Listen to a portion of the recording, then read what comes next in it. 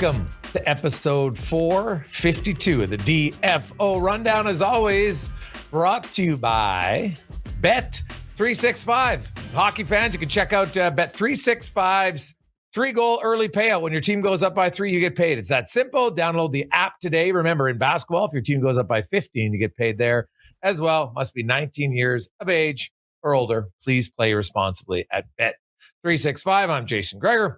We welcome in Jeff Merrick to the show, hey, and Jeffrey, fresh off of doing USports. Yes. Congratulations as Kucherov winning in overtime, a thriller for the national championship. But good game. At University. Really good game.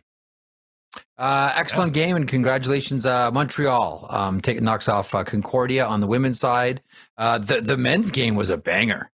I don't know if you caught any of it, but like right from the get-go, St. Mary's just tried to run UQTR right out of the building, the Scotiabank Arena there in Halifax. It was, and those games, Jay, that they're just like, they're they never really settle. Where they just like, it's just like it keeps like, because games just sort of settle into a rhythm and then it gets kind of a little bit hypnotic. This one never settled because the guys just kept trying to destroy each other out there. And William Guimard, the netminder for UQTR, was phenomenal in this game. He was the star of the show. But anyway, congratulations to Trois-Rivières, and also congratulations to Montreal on the women's side. Good day. Yeah, and they came back, of course, down 1-0 early on that breakaway goal by St. Mary's, but did not hold up. There's lots going on in the hockey world. We'll get to some games, playoff races, a team that's come out of nowhere, really, that's now in the playoffs. We'll get to all of that. A massive weekend for the New York Islanders. We'll see if they are able to stay alive. Jeremy Swayman almost winning a game by himself. Lots of talk out in the West. Vegas, Edmonton, some struggles. The Pacific Division can't win a game to save their life. So we'll get into all that. But first, the NHL on the after beating Edmonton Friday night, Florida was in Calgary, and AJ Greer, it's kind of a dumb play. Let's call a spade here. Pushing Connor Zary from behind into the board. Zary's out, not playing today, and you see the replay. It's just a stupid play, and he gets 3 game suspension for boarding. Yes. So this is a weird one. Listen, we see players get pushed all the time. We see players get pushed into the boards all the time, but not really from this distance, right? Like you don't see that. And also you don't see it high. Like that's the thing about this hit for me from Greer is he pushes them high. Normally we see it low. We see it around the hips, maybe a little bit higher, but we don't see it as high as we saw from AJ Greer. So I know everyone's, not loving the 3-game suspension. There's a lot of outrage about it. This is, of course, on the heels of the Radko Gudas situation, which really put a bullseye on everybody at the Department of Player Safety, starting with George Parros. The thing that I've been looking for, and I can only come up with one that's similar, and I want to get there in a couple of seconds here, because I'm always sort of looking for, like, is there something that's profoundly different between 2 different hits? Because the one thing that Parros said at the GM's meeting last week was, we have a system for all of this, and we have precedent for all of these hits, and that's how we try to make the punishments all consistent amongst one another. We can't just arbitrarily say, oh, you know what, fans want a big suspension here, so we're going to throw a dime at AJ Greer. Like, you can't do that. That's not the way things are done. But I don't know about you, Griggs, but I can't find, outside of possibly one specific hit, anything that's similar. Like I looked at the Matt Rempe hit on Heiskanen, and that was an 8-game suspension, but that was also elbowing too. And there was also a number of suspensions previous. And then I had a look at Sam Bennett on Blake Coleman running across the ice. That would have been in the playoffs in 2021. And that was only a 1-game suspension for boarding. And I looked at Martin Pospisil and Vince Dunn, which I thought, okay, this one is kind of similar, but then Dunn's already at the boards too. And the boards are really used as a weapon there. And that is a 3-game suspension for Martin Pospisil. But the only one that looked similar was Eric Johnson on Vlad Nemestikov in 2017, right? Where EJ, it's a forceful cross check after Nemestikov gets a shot off, and Eric Johnson's a strong guy, slams him into the boards hard. It looks awful. It looks really bad. That was a 2-game suspension. Like, for what we saw, if the screams and howls are for a consistency in the Department of Player Safety, you could argue like maybe the standard is too low to begin with, and I'm fine to have that conversation. But by way of consistency, if the only one that is similar is Johnson on Nemestikov in 2017, this is consistent with 3 games because that one was only 2. That's my initial thought on this one. Having said that, I hate this play. I hate this play so much. I hate using the boards as a weapon. Boards is a wonderful part of the game of hockey that other sports don't have. It differentiates the inside from the outside. There's this other physical world that you play in where all the rules are suspended, and there are boards that let you know that this is another world here. And that's why I hate when I see the boards used as weapons. I think it's such a unique thing and a great thing for the sport that I hate when I see those things abused. And that's why I hated this play. Well, I look at it a few ways. There was really the Eric Johnson one's close, and that was a good digging in the past. But even that one, I don't think is the same. At some point, you can raise the standard. And I think where this is consistent, it's with the NHL's unwillingness to punish hits from behind. They punished headshots, right? Look at Raffi Torres. Eventually, what did he get? 40 games? 41 games, half a season. They said, Enough's enough. No one had ever come close to that. We'd seen lots of other guys get rattled in the head over the years. And eventually they said, you know what? We're changing. So they changed it. And guess what? We rarely see hits to the head now as often. And I look at hits from behind. I find they happen way too often. And a 3-gamer like Connor Zary instantly grabbing his neck. And I hope it's, it's one of those where you get the burner right away and you're nervous and you're scared because it's your neck. But, if it's anything serious and we're given a 3-game suspension, well, because this is consistency. It's frankly, I think it's bullshit. It is something the NHL needs to take more serious, and they do not. They've shown it. Actions speak louder than words. They've shown an unwillingness, and they're not interested in wanting to eliminate hits from behind in the game. They just don't, because they don't punish them in games half enough, and they don't even punish the serious ones like this. A 3-game suspension for me is kind of a joke. This should have been at least minimum 5 and probably more. It's a very scary, dangerous play that should never happen in the game of hockey. This was not a guy turning to last second or anything like that. No. Greer takes 3 strides towards him. Zari's already hunched over, and he just catapults him right into the boards. I hated the play. Yep. I don't disagree. I do wonder, though, if you can change a standard in season like that. Like, can you turn a 3 into a 10 in season, or does a season have to go by and then you address it in the off season? And all of a sudden, because we've seen this before, right? When Brendan Shanahan was the head of the Department of Player Safety, all of a sudden guys were getting massive suspensions, right? Shanahan was coming in, he was cleaning it up. He was gonna, like, the examples are gonna be set here, so no one's gonna do anything dumb, and there's gonna be some sacrificial lambs, and you're gonna get 15, and you're gonna get 10. And what did general managers do? Whoa. Hold on here. We don't want suspensions. We don't want suspensions like that. Because one thing that we have to keep in mind here too, it's one thing to look at AJ Greer and say, oh, look at that. That's ridiculous. You got to throw 15 games at that guy. That's terrible. Let's not forget, a couple of weeks ago, Yevgeny Malkin, almost took, Rasmus Dahlin's head off with a stick to the head. So for every AJ Greer suspension, there's also the potential of a superstar getting suspended too. And the precedent is 15 games. How are we all feeling? And I know you can say, well, if you do the crime, you do the time. How do we all feel about sitting players like Yevgeny Malkin out for 15 games? Because that's how general managers think. Unless it's their bull getting gored. Like right now, Craig Conroy's saying, this is BS. This is stupid. When it's your bull getting gored, you feel a certain way. But when you pull back and you say to yourself, well, you know what if it's our superstar that has to get sat down?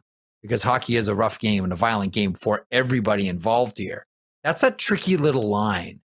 I think that general managers, the NHL, the Department of Player Safety, and the other main party here who's in a major conflict of interest situation, the NHL Players Association.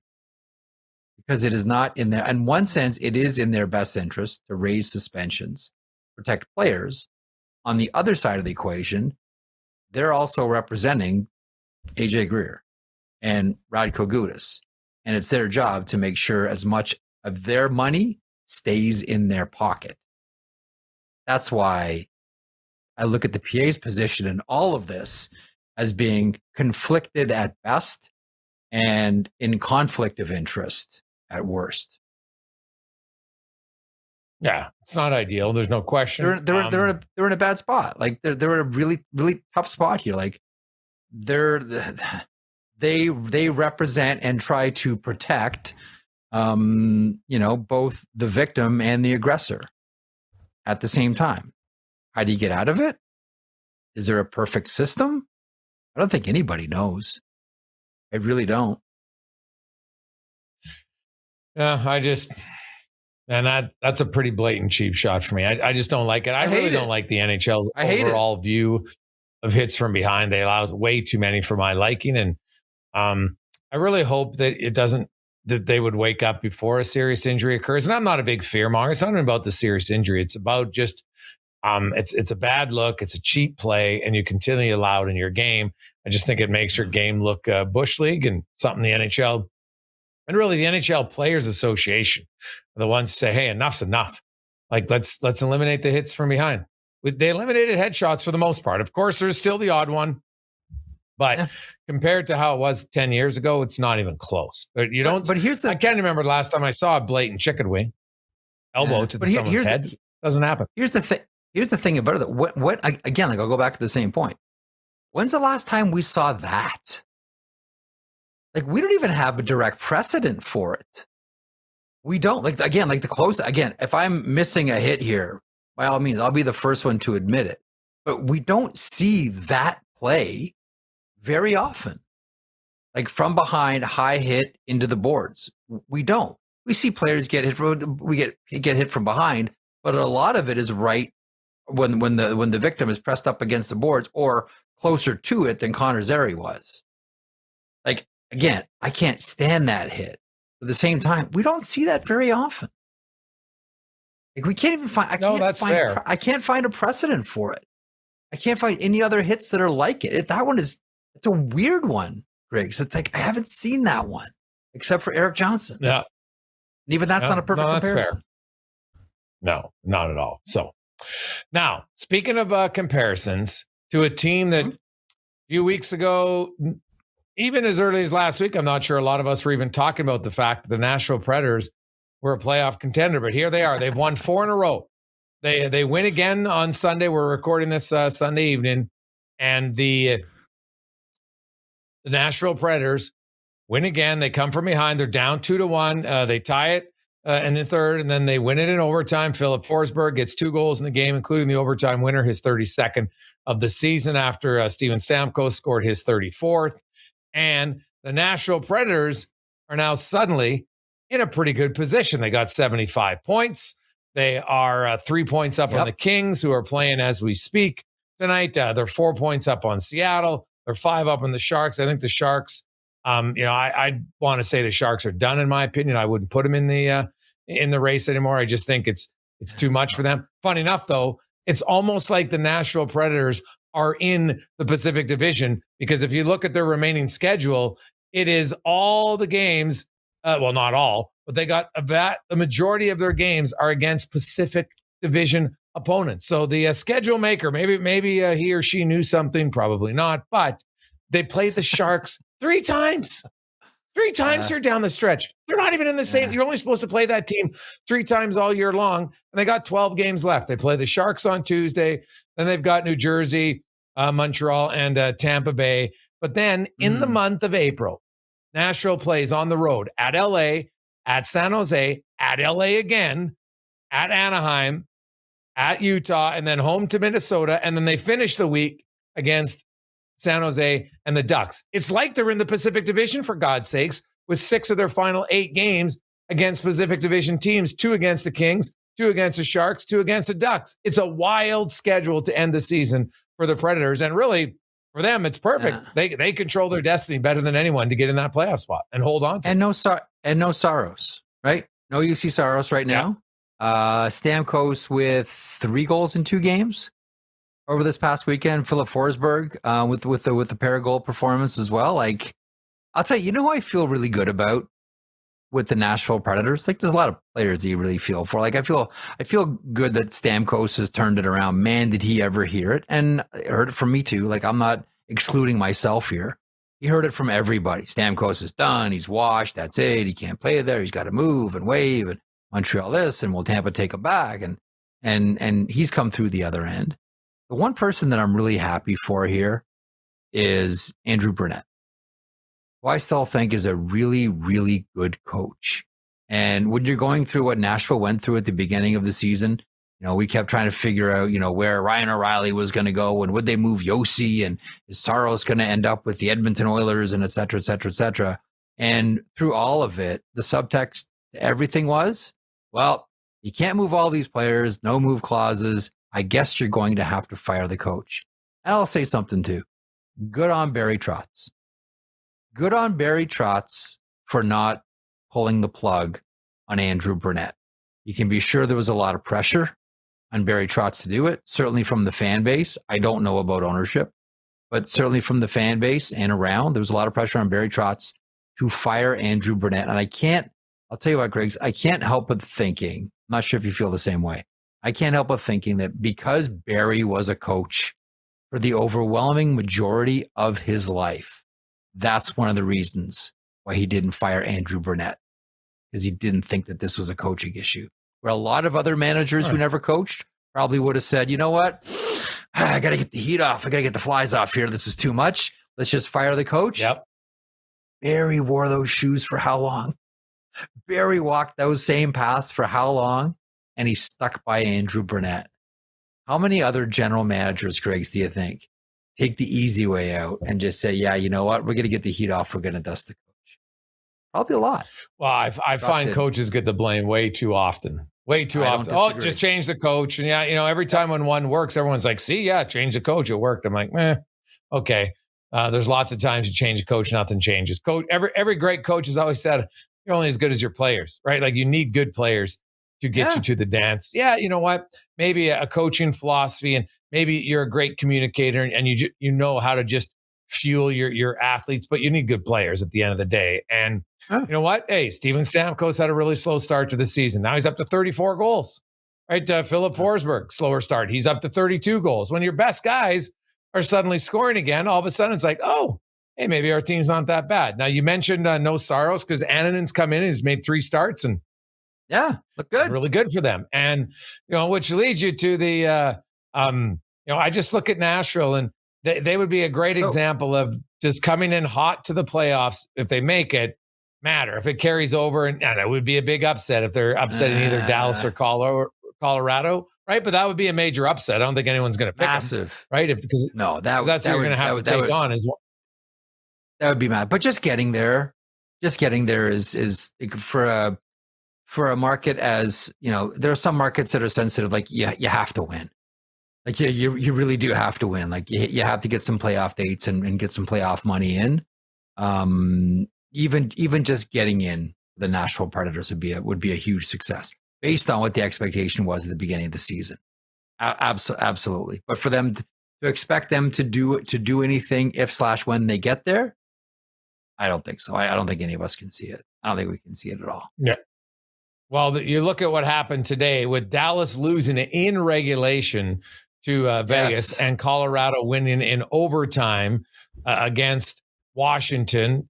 Colorado is now 5 points up with the game in hand on Dallas with 12 games to go. Dallas looked like maybe they were going to make it close there for first, but doesn't. That's a lot of ground to make up in a short period of time now down the stretch. And so I would think that's, you know what? Now Minnesota's 5 back of Dallas. They're probably not going to catch them. I think the 1, 2, 3 spots there are pretty much secured. The Vegas got a huge win. So they leapfrog Edmonton. They got 78 points, but they needed it desperately. Yeah. Well, you saw the stats. There hadn't been a six when a division had 6 teams playing, they hadn't lost a game, all by multiple goals like the Pacific did on Saturday. And obviously there's lots of teams there that haven't played great. And I know a lot of people. It's funny. It's like some people out east don't understand that. Calgary missed the playoffs with 96 points last year. There wasn't nearly the bellyache, and there was 2 teams below them in the standings last year. But I know because it's the East, and some of them have to go to bed early, I guess, and they don't understand that there is, another conference.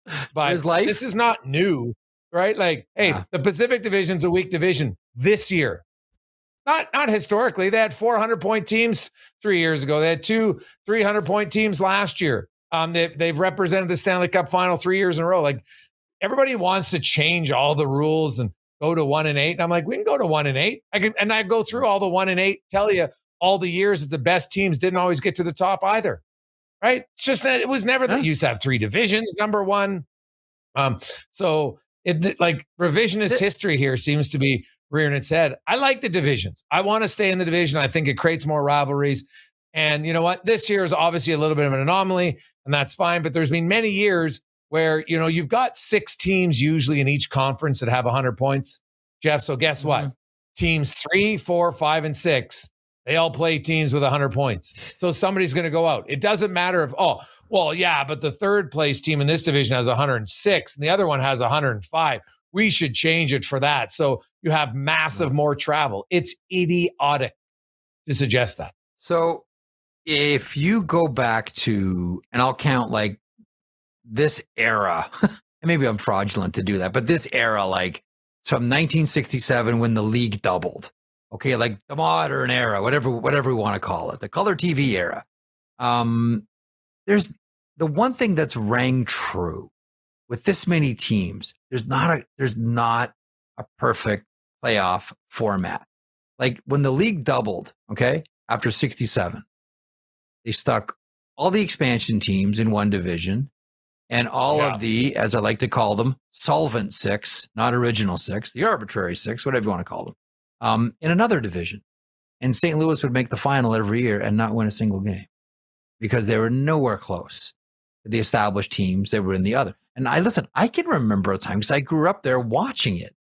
My home team was in the division. You can remember, Griggs, remember how bad the Norris was? Remember, like Detroit, Chicago, St. Louis, Minnesota, Toronto. You could get to the playoffs by getting 60 points. Remember how bad that was? That was awful. Yeah. And it was. I remember the howl and reading, the hockey news every week about like what a disgrace it is that the Maple Leafs and the Blackhawks made it in with 61 and 62 points. There's never been a perfect playoff format. It's never happened.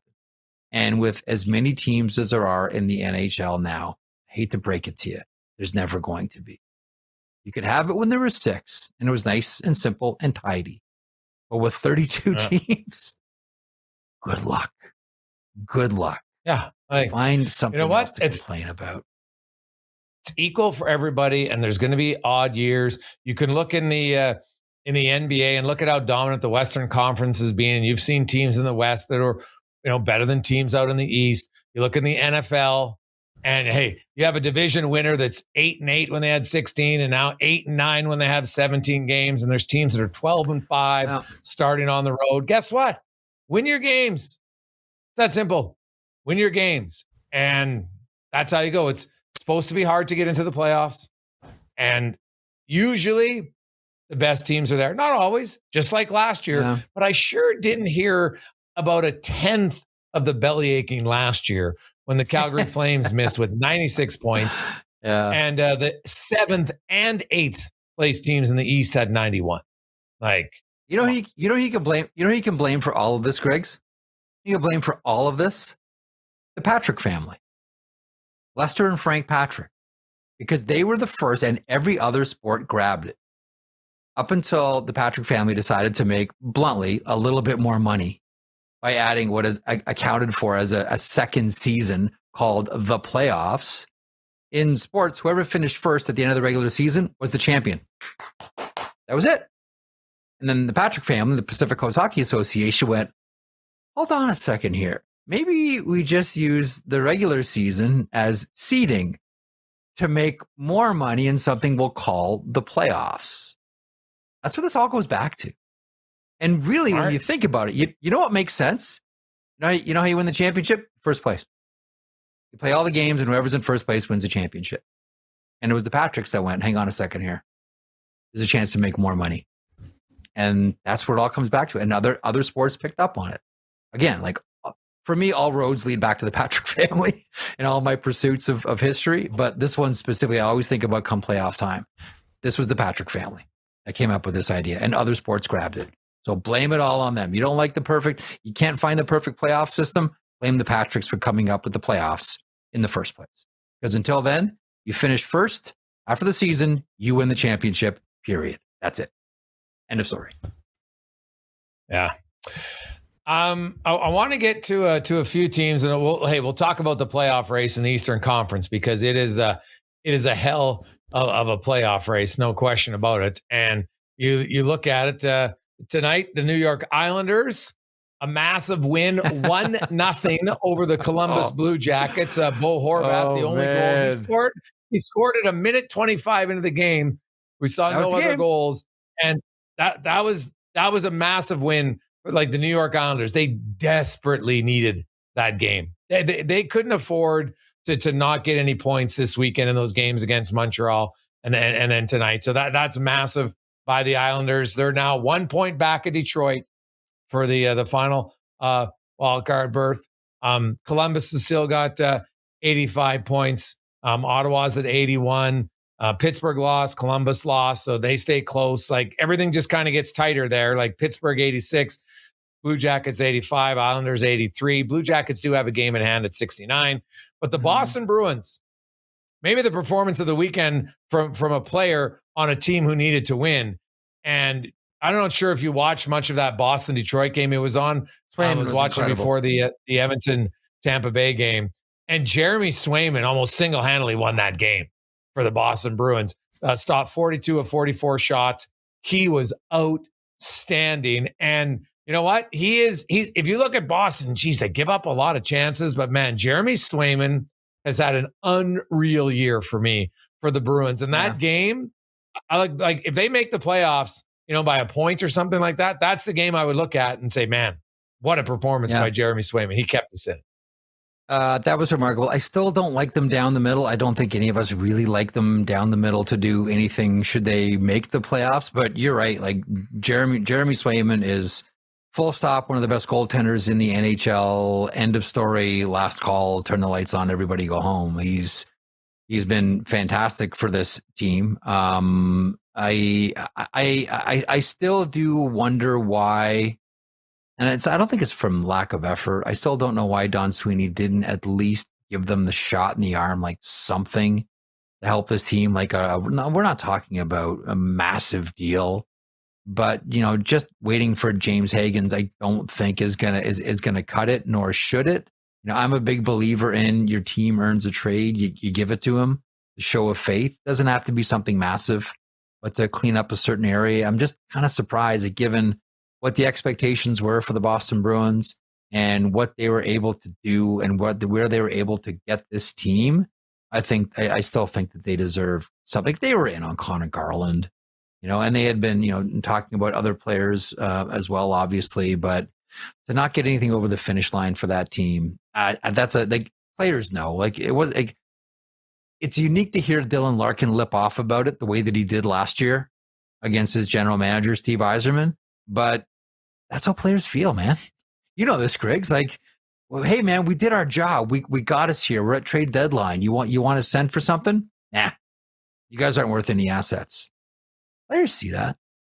Players recognize that. That's why I still think there needed to be something from the Boston Bruins. Unless there's something that I'm missing horribly here, I looked at that one and said, ugh, I'm a Boston Bruins fan. That's a tough one. This team's played so good for Marco Sturm. Yeah. Well, can I pick up one point about the Islanders, or just like let's circle back to the Islanders when we're done, Boston? I just want to point one thing out. Yeah, sure. But I look at the Bruins and like the schedule down the stretch here is obviously uber important for lots of different teams. And, I mentioned the Nashville Predators schedule and how it really kind of favors them because of who they're battling and all the teams that they're playing. And, you look at the Bruins here, big win over the Jets, big win over the Red Wings. Yeah. Now you've got Toronto. That's a game that you should win at home. You're in Buffalo. The Sabres obviously are very good. Then you got Minnie and Dallas later this month and Columbus. That's a huge game. So that's, after Toronto, you got 4 teams that are playoff teams. Then Florida, Tampa Bay, Carolina, Tampa Bay again, Columbus. Like Boston has a fairly tough schedule, but more so against the Metro than it is the Atlantic Division for them. The Metro and the Central, they're facing all the teams that are good in those divisions, really. So if they're going to make it, they're going to make it by they don't get many of the 4-point games. You know what I mean? Like you'd rather, if you're Boston, say, hey, I'd like to face Detroit. Give me Atlantic. Give me Atlantic. Yeah. Atlantic, yes. And they face Tampa twice, but that's not who they're chasing. And they play Florida, and maybe that's a good thing because Florida's got nothing to play for other than when they can break Edmonton's heart again. They don't really get up for the games. They got spanked in Vancouver, losing. They're losing in Calgary as we speak. So I don't know how much they've got left to play for. And that might be the challenge for the Bruins is where all these other teams are playing each other. And when they play each other, Jeff, there's a chance of those 3-point games, which is would be the worst case scenario for the Bruins. Yeah, everybody's favorite. Everybody's favorite. Let me circle back one quick thing on the Islanders that I want to point out. So the Islanders beat the Columbus Blue Jackets 1-0, and the unfortunate thing, first of all, it's good for the Islanders. They got the 2 points, awesome, and scotch Columbus in the process. Does it not seem to you, as it does to me, that that's exactly what has to happen with the Islanders if they're going to win? Sorokin has to be unbelievable, and one of their big guys has to score. Because if it's not Barzal, and if it's not, Schaefer, and if it's not Bo Horvat, there's nothing else coming for secondary scoring. That's it. That's the story of the Islanders. Sorokin's got to be unbelievable. Matthew Schaefer has to be Matthew Schaefer, and the 2 big boys have to score. Otherwise, the team struggles. That's where we're at right now with, 11 games left for the Islanders now? That's where the Islanders are at. Sorokin's got to be unconscious, and the big boys have to score. The big 2. Well, he's pretty much been that, though, right? That's kind of who you are. Yes. No, I know. So, I get it. But if some teams can compensate for it a little bit, and can, grit one out when Sorokin's not having a great game. But if he's not on, that's it. It's tough. They're just not. Well, this week, the Islanders, they got to make hay. You got home games, right? They won today at home against Columbus. They got Chicago at home on Tuesday, then Dallas, then Florida, then Pittsburgh. That's obviously a huge game. Then they go to Buffalo to end the month. And then in April, if you look ahead to their schedule, they've got the Ottawa game and they got the Hurricanes twice. And then they do have that one game, the weekend of the 11th and 12th that they're still in it. That's really their season. You've got home games against Ottawa and Montreal. And I know they're not in their division, but by then, who knows? That might be a wild card berth up for grabs as well as Division One. So, it's too bad. The schedule, schedule maker can't hit a home run every time. I think they've hit a lot of home runs here.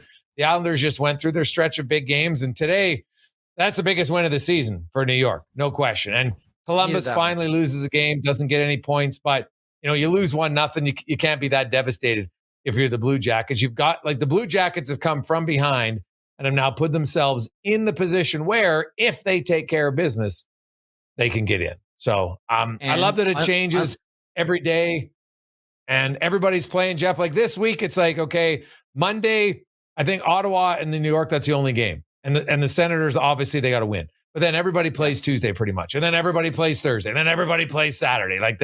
It's every second day. And all the fans are going to be watching the out-of-town scoreboard on those nights to see not only how their team does, but how the teams are battling for a playoff spot. Quick thought on Columbus there, too. The one thing that they are getting that Columbus, the Islanders haven't gotten, although Sunday's the bad indicator of that, is secondary scoring. All of a sudden, Kent Johnson has looked a lot better. Cole Sillinger has looked a lot better. Getting goals from Danton Heinen. All of a sudden, the secondary scoring on this team is of course, The Rick Bowness is going to point at, how much better they're playing defensively, which leads to offense, etc. And that is true. And some of the secondary scoring guys are the immediate beneficiary of that. I just want to point that out. Like they're because we've ravaged them for having no depth scoring whatsoever.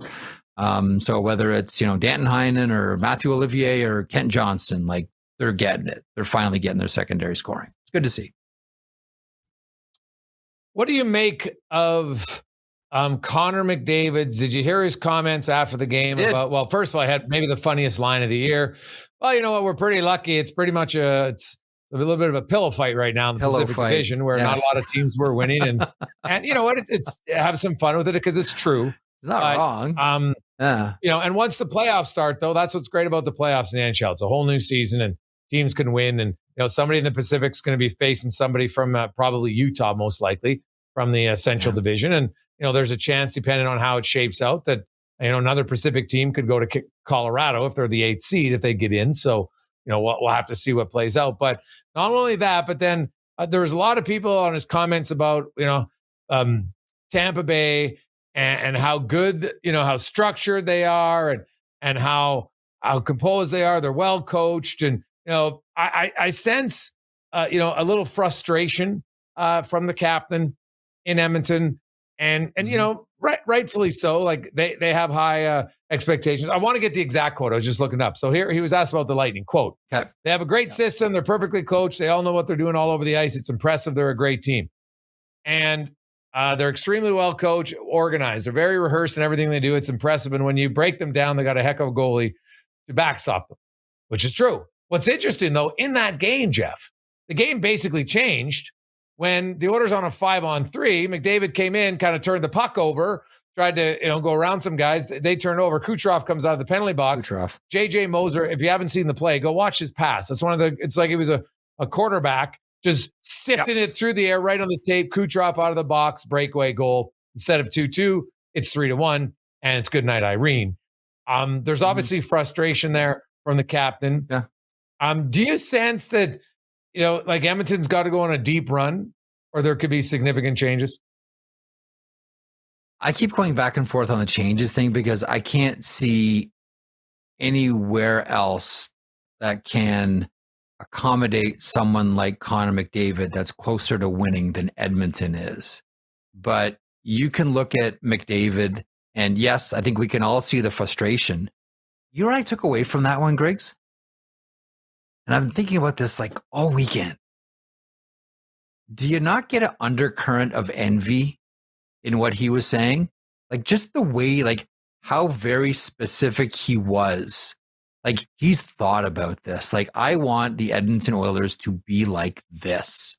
I want my team to play like this.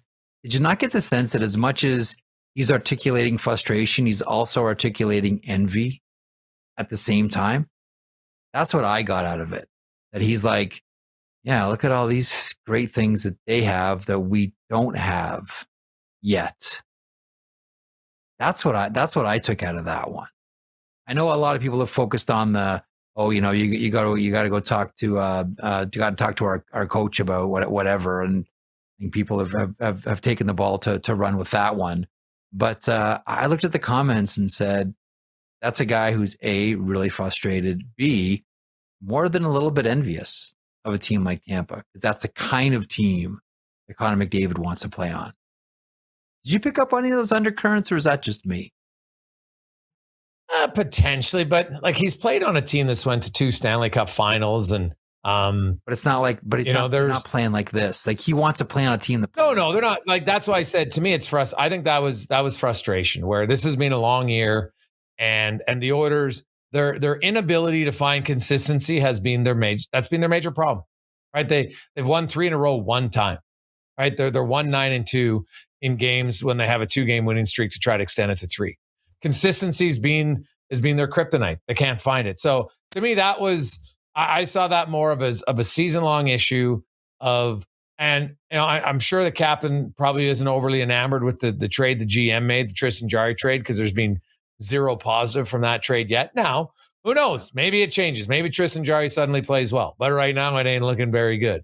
And I'm thinking he'll get one of these games on the road trip here. I don't think Connor Ingram's going to start every game down the stretch, but that's probably annoying him. I think it's more so the team. They have high standards in Edmonton. They still believe they're a good team. And I'm sure if you polled a lot of people and said, okay, if the playoffs started today, how many teams in the East do you think realistically would beat Edmonton in the playoffs knowing it's a different game? Tampa Bay would be one for sure. Carolina probably gets some votes. Maybe Buffalo. After that, I'm sure if you poll most people, they'd Buffalo. say, well, I take Edmonton. I don't know about Buffalo because I have no idea how they're going. I have no idea how they're going to play in the play. I have no clue. Yeah. I have no clue.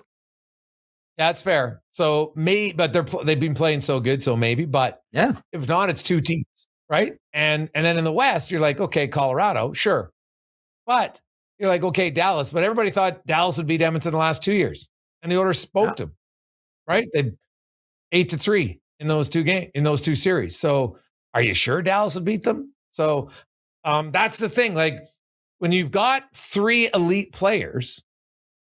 If the rest of your team does well and the elite guys decide to lead and crack down defensively, then they got a chance. But I thought it was really one of the first signs of outward frustration. And I actually think it's a good thing, Jeff, because I think there's been too much, oh, you know what? We'll come around. We'll play okay. I like it. I think it's way overdue that, there hasn't been some frustration. And I think, in fact, like I would have liked to seen frustration after the Florida game. I thought it was embarrassing how Edmonton reacted. Edmonton, actually, the Tampa Bay game was pretty close for lots of the game. The Florida game was a joke. And if you're the Edmonton Oilers, that's the one where I thought their leaders should have stepped up and said something to the coach. Oh, I didn't mind how we played tonight. I'm like, what? We're watching two different games, man, because that was embarrassing, I thought, against a team that has basically just smacked you around. Matthew Tkachuk has mocked your team publicly. He's making, chirping your best players, and you guys do nothing. Like, I felt that game bugged me more. And maybe the Tampa Bay game, because it was funny. I was pretty hard on the coach for not starting as a tougher lineup. And I know it's, might be old school in me, but against Florida, they started Bennett Tkachuk. I would have started Podkolzin, Frederick, and Max Jones and Nurse and Murphy. I don't even care if there's a fight. Can't ask guys to fight, but you're saying, hey, we're going to be here. This is going to be physical. You didn't. But guess which line I didn't like it. And I think that, those are small little things in a big season that got overlooked. And I think the frustration stemmed over. So I'm curious now if McDavid's comments maybe get the attention of the organization, including himself. Well, listen, if so, he's 2 for 2 because his comments about the Department of Player Safety really set that issue ablaze. So if he does, then it's 2 for 2 for Connor McDavid in subsequent weeks here. One thing about that Tampa game, Nikita Kucherov looked great again. So I was having a conversation with someone the other day about this because we were talking about the Hart Trophy, and I said, we were talking about Nikita Kucherov, and he said, I won't give it to Nikita Kucherov. And I said, why not? He said, I'm having a hard time with the idea of this guy getting a 2.5 week vacation, 2.5 week rest. Let everybody else play hard hockey. And I know it's out of his, I know that it's out of his, that has nothing to do with him. Like that's all about the political situation we're in, and he wasn't going to play in the Olympics. He said, but never lose sight of the fact that Nikita Kucherov just had a 2.5 week rest in the middle of the season. And for that reason, and again, it's unfair to Kucherov perhaps, but for that reason, I can't look at him in the same playing field as I can Connor McDavid, Nathan McKinnon, etc. What do you think of that? Yeah, there, could be something to it. But at the same time, he got 2.5 weeks off. Yeah, not his fault. He has 2.5 weeks. He was even unreal up till that point, and then he just picked up where he left off. Funny enough, though, he picked up where they left off, but the team didn't because they went 3-7 coming out of the break. So I look like Kirill Kaprizov had a 3-week break, and he's pretty top end player in the National Hockey League, and there's a few others, but hey, Kucherov to me, it is great. It's a benefit for him to get the rest. Sure. He's just playing on a different level right now. Like 99 points in his last 46 games. Are you kidding me? Like this guy in that time, Jeff. So this is 4 months from November 21st to March 21st. Because tonight's games weren't complete, so I didn't use them. But in a 4-month span, he had 99 points. Nathan McKinnon was 21 points behind him. Connor McDavid was 15 points behind him. Like that Leon Draisaitl was 20 points behind. Now Draisaitl missed a few games because of injury here, but still, this is domination of all the best players in the game, and Kucherov's right now at a rung above all of them, and good for him. Like, I think he's put himself in the position. He's right now, he's the leader for the Hart Trophy. Like, something miraculous, I think, would have to happen down the stretch for him not to win it. He's on a heater, and I'm wondering if he can continue that heating, all the way to the end of the regular season, because it's, it was an absolute wild ride. He got another point tonight, so now it is 100 points in 47 games for him. The thing about it too is he makes it look so easy. Like, none of it looks hard to him. It sounds like everything is casual. Like, he is like the master of deception, and so a lot of that, I think, too, is he doesn't want to sort of overplay any hand as to what he's trying to do. That's why everything just seems so sudden and unexpected from Kucherov. But man, he makes hockey look easy. Hockey's hard. Hockey in the NHL is really, really hard. He makes it look so easy. Like, Mario Lemieux made hockey look easy. I mean, you can count on one hand the amount of guys. Like, just think, like, pause for 1 second. Think, how many guys made hockey look easy? Even Wayne, looked like he had to work, right? And he's outworked everybody. But like Kucherov and Mario, like, they make it look like it's a simple game. Like, they just play it sort of matter of factly. That, to me, is one of the most amazing things about Kucherov. No panic. I'll chill. I'll just do this. And I just have all the simple skills. Like, he's got like the great board skills. Like, you look at you talk about young people about, how you play pucks around boards. Watch Kucherov. Watch Kucherov play pucks around boards. He's so brilliant. And he never gets himself in a position to get cracked. Right? Like, you don't catch Kucherov. Not that he's the most fleet of foot, but he's so smart. He's so smart and he's so skilled. He just makes everything look so easy. And even if you wanted to try to run him out of the rink, good luck. Good luck. Like, what do you do against a guy like that? He doesn't get intimidated. No, there's not much you can do. Honestly, you just gotta try to defend him. The thing about Kucherov's and impressive is his one-timer, I think, is underrated. He's got a really good shot. He's a depth passer. He's very competitive. And hey, he's won multiple Stanley Cups already. He's a big game players, very high scoring players. He's was the best winger in the NHL. I don't think anyone can even debate that. And he's right up there with McDavid and McKinnon and Draisaitl in the conversation for best players in the game right now. He's elite. And who's ever going to face Tampa Bay, man, they better have a game plan on how can we slow down Kucherov, because if you do that, you might have a chance, because while he scored 100 points, the next closest Tampa Bay Lightning guy's at 54. So that is that's a pretty good run of domination. Let's bring in Pat Puff to the pod. Patty, how you doing, my man? Doing great. Really loving how these playoffs are shaping up in both conferences. Honestly, it's been really fun to watch. But as always, buy or sell, a presentation of Bet365. Hockey fans, check out Bet365's 3-goal early payout when your team goes up in 3, or in basketball by 15, you get paid. It's that simple. Download the app today. Must be 19 or older. Please play responsibly. First question. You guys talked about Nashville and Columbus finding their way into the playoffs this week. Are you buying or selling on those teams keeping those playoff spots? And we're going off momentum right now. Nashville, I mean, they're up a few points now in the West to keep that spot. What do you think, Gregs?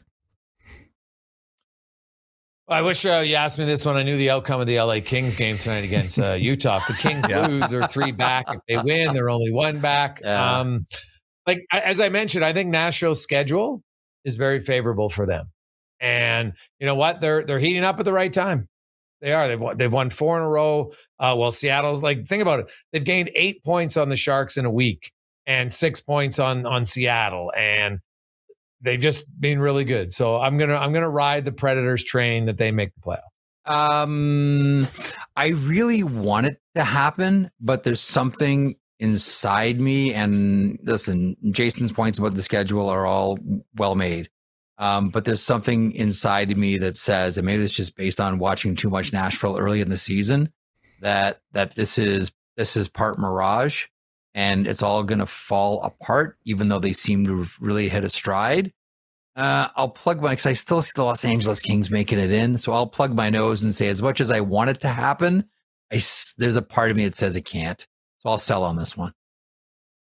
Yeah, I think that's fair. Second question I have for you. Now, I don't have the exact quote, but there's been a lot going around on Leon Draisaitl this weekend of his interview in Germany, where he says he hopes that the Oilers, roughly, he says the Oilers go far enough into the playoffs that he can help them. So I guess my question, buy or sell Leon Draisaitl plays game 1 of the Stanley Cup playoffs, Jeff?